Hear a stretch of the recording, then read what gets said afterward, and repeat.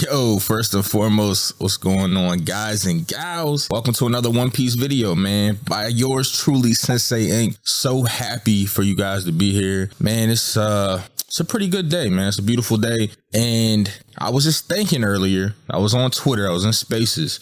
I don't know if y'all know what Twitter Spaces are. They're pretty fun. Get to talk and interact with fans and stuff. Follow me on Twitter, by the way, if you haven't. I try to do those often. Link will be in the pinned comment. But I was thinking, because I was in this space, we were talking about the 1032 spoilers.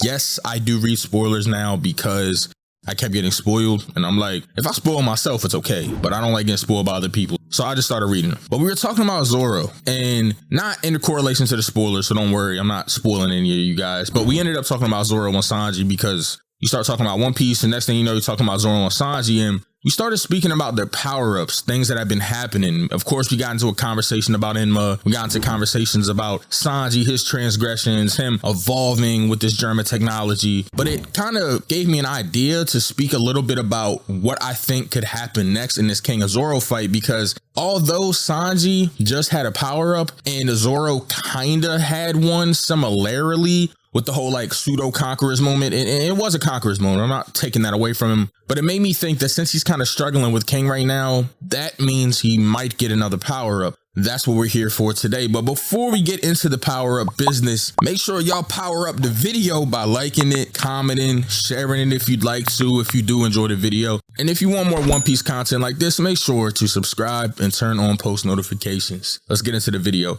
So Zoro in chapter 1010, awesome chapter, because just the previous chapter before that in 1009, he had blocked the ocean sovereignty attack, which was Kaido and Big Mom's combo attack. With the help of Law, of course. Can't leave that out, because if I do leave it out, a bunch of you people in the comments are going to, bring it up and be like, saying he had Law's help. You didn't mention that. He didn't do it by himself. I get it. He had Law's help. Law teleported him out the way so he didn't die, because, if he took that full brunt attack, it would have got pretty bad, pretty dark for him. But anyways, that's neither near or there. The thing that we need to focus on is 1010, because in 1010, after he took this attack, he gets up, he tries his strongest attack that we know he has currently, unless Dragon's Blaze ends up being stronger somehow, but I don't know. I have no idea. He uses Ashura, and he ends up scarring Kaido. Kaido tells him that the scar will last and that he's done enough, and he says, it seems you're using King's Haki too, but Zoro's confused by this. He has no idea what Kaido's even talking about.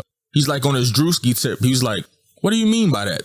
He doesn't really understand that he has Conqueror's Haki. He knows what Conqueror's Haki is, clearly. We know this from Fishman Island. He made those comments about Luffy, doing the bare minimum when he had that Conqueror's Haki outburst. He was like, my captain should be able to at least do that, or then I might not even be on the crew, So we always knew that Zoro had an idea of what Conqueror's Haki was, and we've seen other times when he's used Conqueror's Haki, at least it's been foreshadowed that he has. There's times where Yoroj mentions him being like a leader or seeming to be a leader, and he's surprised that he's under anyone. There's been times where he's mistaken as a captain. There's been times with Monet where he cuts through her and intimidates her. There's been times in Wano where he intimidates some of the samurai. We've seen him have these pseudo conquerors moments, but never had it been confirmed until now. But the key thing to take away from this is that Zoro does not understand what he's been doing. He does not know that he's using Conqueror's Haki. He has no idea or any clue that he was using it. And I think that's what's important here. There's context behind it. The fact that he doesn't know that he's using it probably means he doesn't know how to use it freely.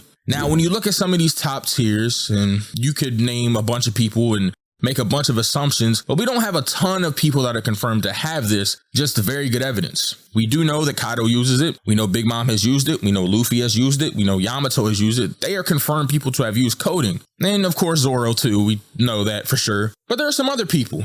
Like the moment where Kaido talks to Luffy about those he respects and those that have been able to damage him or alluded to, and we see these silhouettes of people behind Luffy. We see Roger, Whitebeard, Oden, Shanks, Zebek, and these 5 individuals we can assume have coding. We've seen Roger and Whitebeard use coding against each other. Things start to make a little more sense. Some top tiers have coding. Coding is a top tier ability, and thus that is why Kaido states only the strong have this ability. Well, once we see that only the strong have this ability, we can only assume that once you unlock this ability, you have to be strong. If the world's strongest creature states this, then I'm going to believe it. Whether or not you want to believe Kaido's the world's strongest creature or you want to hate on him because for some reason he hasn't killed anyone in Wano, I mean, that's up to y'all. I'm not going to do it, but I see the jokes. I see the memes. People were telling me things on Twitter like, oh, in chapter 1100 or 1200, whenever it happens, when they go to Laugh Tale, Roger's going to pop up. That no one dies in One Piece. Everyone's still alive. So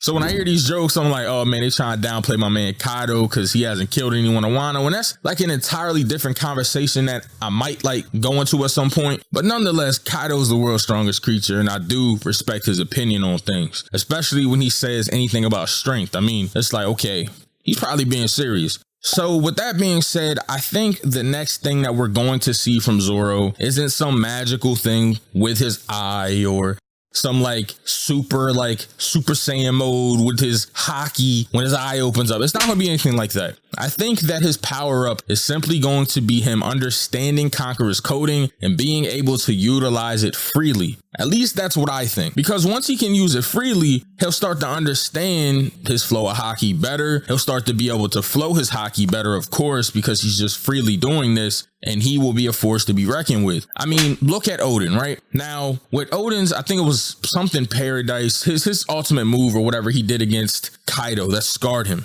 when he was in his dragon form. Now, you can make the argument that, well, maybe Oden didn't know that he was using Conqueror's coding, but I would say after traveling with Roger Whitebeard for so long and seeing these strong pirates, clashing with these strong pirates, having fights with other strong individuals, that you probably know about Conqueror's coding enough to be able to mimic it. I mean, look at Luffy, right? Luffy was in a situation where he keeps seeing Kaido using the Thunder Bagua. He keeps getting hit by it. Eventually, he was like, okay, I'm starting to see that you're like flowing your haki and how you're flowing your haki. I think that I should try to do that because that seems like the right thing to do. That seems like something that you're doing and it's dealing a lot of damage to me. This move that you're doing to me is hurting me. Why is it hurting me? And then Luffy mimicked that move. He saw it and he started to flow his haki the right way. So if Oden is fighting Roger, fighting Whitebeard, fighting these other people that probably have coding, you can only assume over time he's getting hit with these moves. He's probably learning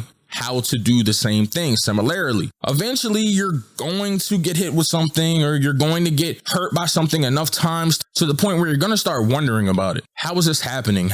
And with the same logic that Luffy used, you could correlate that to Oden and say Oden probably knew about Conqueror's coding. It makes sense. So similarly, I think it might happen with Zoro. I think while Zoro is fighting King, he's going to start to understand who King is, what's going on with King, and he's going to realize King is one of these top tier people. Yes, I'm saying this now. I believe that King may have Conqueror's haki and he may have coding. I know it's crazy and I know we haven't seen him use it. However, there's a lot of things that we hadn't seen. We hadn't seen Zoro outright do Conqueror's coding. We hadn't seen Luffy use Conqueror's coding. He learned it. I mean, shit, we hadn't seen any of the Calamity's hybrid forms to the point where we were like, oh, even though we know that Zoans have hybrids, we're like, oh, they probably don't even have hybrids. That's how much we didn't see it, to the point where we just thought something that we knew narratively happens in One Piece wasn't going to happen with them, that these people weren't going to have hybrids. And then what happened? Out of nowhere, the hybrids start happening one after another. So I don't think the fact that there's no like foreshadowing for Conquerors for King, or the fact that we haven't seen King use Conquerors yet, means that he doesn't have it. He might just have not had to use it yet. I mean, look at the people he's fought. He fought and had a pretty easy time with Sanji. This was, of course, before Sanji, evolved.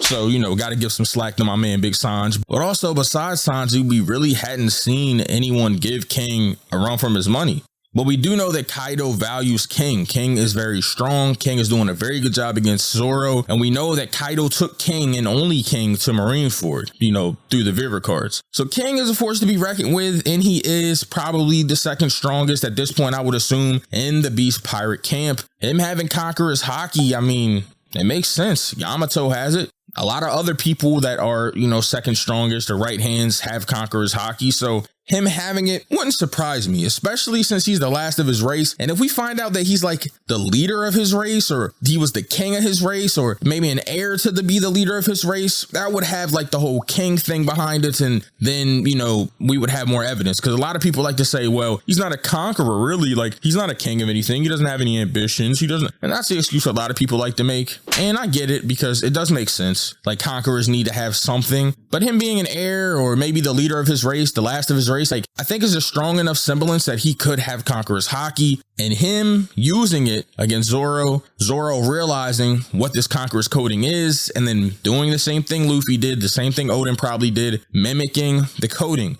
Being able to use it freely, change the flow of his Haki so that he is indeed stronger. So it's a power up, but through his own fruition. It's through his own doing. It's not a random power up, yet one that he'll get through fighting King. Quickly, I want to mention also Enma, right? Because people like to bring up Enma, and possibly this could be another power up. And that is Zoro making Enma a black blade. Now, people have been asking the question, is Zoro going to keep Enma or get one of the Katetsu blades? What's going to happen with that? I think if Zoro doesn't make Enma a black blade, I could see him replacing it post Wano. But if he makes Enma a black blade, you can rest assured that he's keeping it. And I do believe that it becoming a black blade will be a power up. It'll just become a stronger blade. I don't know how black blades work. None of us really truly know. We can only assume that it has something to do with flow of Haki, armament Haki, things like that. I think Gyokamaru was trying to allude to that with him and Zoro's conversation on Bandit Bridge. So I think that the overall will of the user, because we've seen in Wano the sword will choose its wielder and seems to have chose Zoro. So Zoro makes it a black blade. I can definitely see it being something in his arsenal that he keeps that's going to help him in his fight against King and any other further fights in the story. I'm more hedging my bets on the Conqueror's Haki and free use of that over the Black Blade, but I did want to mention the Black Blade because I felt like people were going to ask me about it in the comments if I didn't, or they were going to mention that I forgot about it, and I didn't, so I had to mention that. But guys, these are just my thoughts on Zoro and how I think he's going to become more powerful. But I would like to hear all of your comments, so make sure you comment down below, let me know. Also, make sure you follow me on Twitch and Twitter, that'll be in the pinned comment, and join my Discord, that will be there as well. And as always, I hope you all are staying safe and healthy during these trying times. This has been Synsei Inc., and I will see you all in the next video.